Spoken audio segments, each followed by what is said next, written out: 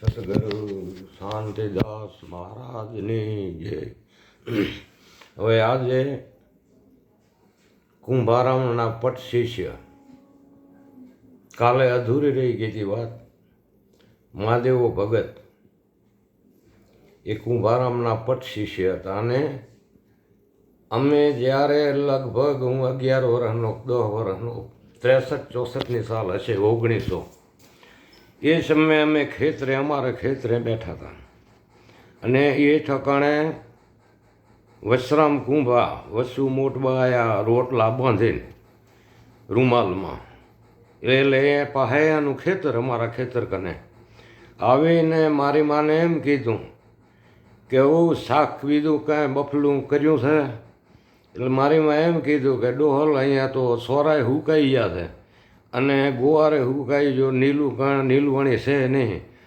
એટલે વસરામ બાપા એમ કીધું કે તો કે માર્યા છે ને કે હવે આ રોટલા આ સેવ ઘરે ઉતરે કે લુખા. પછી મારી માં એમ કીધું કે ડોહલ બેહો, હમણાં હું ભવનને મહાદેવા ભગતની વાડીએ મૂકું અને વાડીએ અહીંયાની 5 મિનિટ હું જાઉં એટલે વાડીએ હું પહોંચી જાઉં, એટલું જ સેટું. એટલે મારી મેં મને રૂમાલ દીધું અને હું ધોળ્યો ડોટ મૂકી અને 5 મિનિટમાં તો હું વાડીએ પહોંચી ગયો. પણ એની વાડીમાં પગ મૂક્યો અને એની વાડીમાં કુલી છોકરા 3 હતા નહીં, પણ એ 5 બકરીઓ અને 3 વાસળીઓ ઊભા મોલમાં સરે રહ્યું મહાદેવા ભગતની વાડીમાં. એ મેં ઓળવા જાઉં તો એ 3 દાણા હોય તો મને મારી દે એટલે બીક લાગી. એટલે હું કીધું વાડીએ જઈને કહી. વાડીએ ગયો એટલે આજુબાજુ જોયું કોઈ નહીં. હવે આ શાક બકાલામાં તો ડાયરેક્ટ આપણે લેવાય નહીં.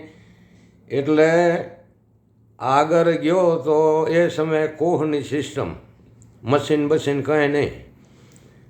એ જગ્યાએ જ્યાં કોહ ઠલવાઈ ઠકાણે થારા કને એ ભેળુઆ પાએ ઓટલી જેવું હતું, એના માથે મહાદેવો ભગત બેઠા ધ્યાન ધરીને આંખું બીસી અને બેઠા. મેં અને જોયા એક જ એ મહાદેવા ભગતને જ મેં જોયા.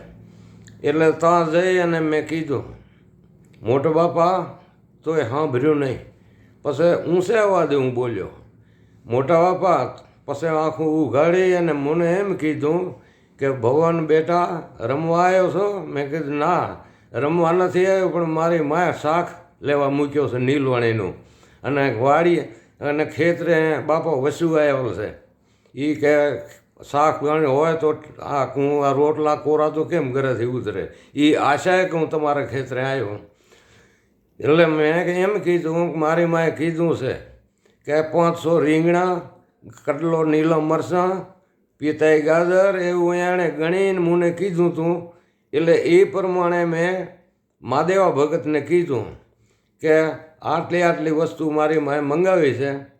તો મેં કીધું જો તમે તો હવે આ ઠકાણે મહાદેવો ભગત મને શું કહે છે એ શબ્દ થઈ ઉંમરે હું સમજી ના ગયો. મને એવું કીધું કે જો પીપરની આ સાઈડે પાણી મોકલશે બકાલામાં એટલે એમાં જવાશે નહીં, પણ આ કૂવાની પાછળ બકાલું છે એને પાણી મૂકવાને અઠવાડિયું છું. તારી મેતે જઈ અને તારે જોઈએ એટલું લઈ લે.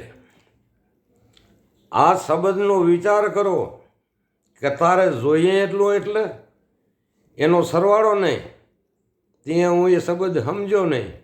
પછી હું જો બકાલામાં જઈ અને મને મારી માએ જેટલું કીધું હતું એટલા નંગ ગણીને લઈ અને રૂમાલમાં અહીંયા નીચે આવ્યો મહાદેવા ભગત કને.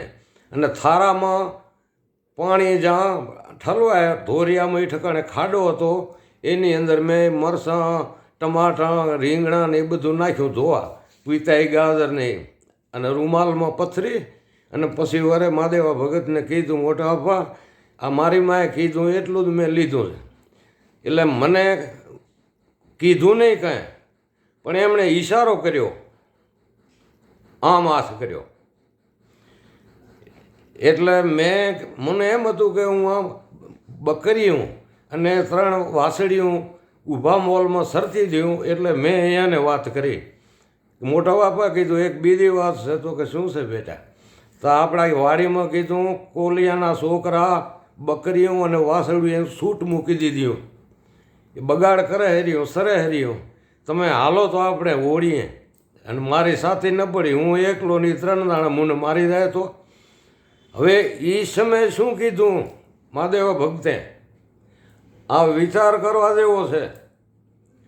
મને કે એના ભાગનું હશે એ ખાઈ છે અને આપણા ભાગનું હશે એટલું વધશે. મને કે તું જા શાખ લઈને, હું આ વાટ જોતા હશે અને મોડું થશે.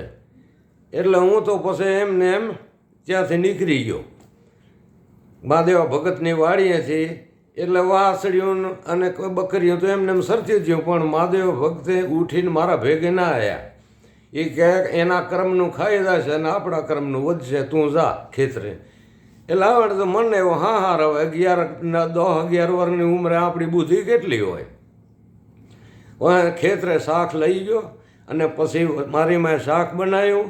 લગભગ 2:30-3 વાગી ગયા બપોરને પહેલાં, બપોર પછી.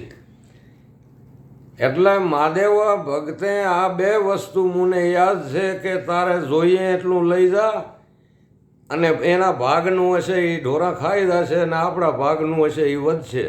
હવે આ 2 સવાલના જવાબ શું કહે છે? એની પાસે કેટલી મૂડી હશે? આ જ્ઞાન સંતોષ એ કુંભારામ બાપુને પ્રતાપે કહેવાય, કારણ કે કુંભારામ બાપુના પટશિષ્ય હતા. અને કુંભારામ બાપુ ખાંડેકમાં આવે મારા ગામમાં એટલે એમની સેવામાં એ જોડાઈ જાય. અને બીજું કે એ પહેલેથી જ ઘરનો વહીવટ એમણે કર્યો નહોતો. અને અમારે મીઠાઈયા કુળમાં બહુ મેળ પાછો. અમારા શંભુ કુળમાં